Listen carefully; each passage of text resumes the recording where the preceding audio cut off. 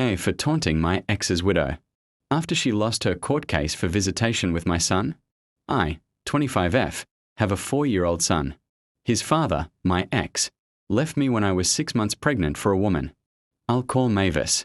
They got married when my son was only about 3 weeks old. From the start, they both demanded that Mavis be involved with my son. Their reasoning? That my son needed to know his mom as well as his dad. And since they were married, she was definitely his mom now. I never stopped my ex from seeing our son, but I refused to let Mavis around in the beginning.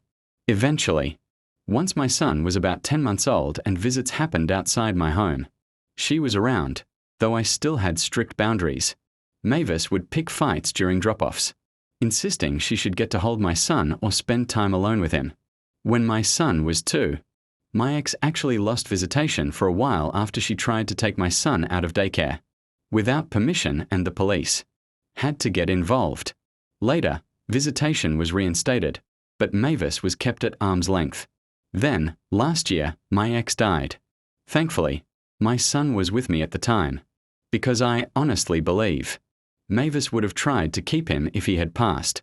During one of their weekends, after his death, Mavis tried to sue me for shared custody, claiming she was my son's other parent. That was quickly thrown out, since she had no legal rights. She then tried to sue for visitation. That case dragged through court for months, but ultimately the judge ruled against her. The judge said she wasn't a parent, hadn't played a big enough role in my son's life, and wasn't family anymore. I was relieved. A week after court, Mavis confronted me. I'd had enough of her nonsense. I taunted her.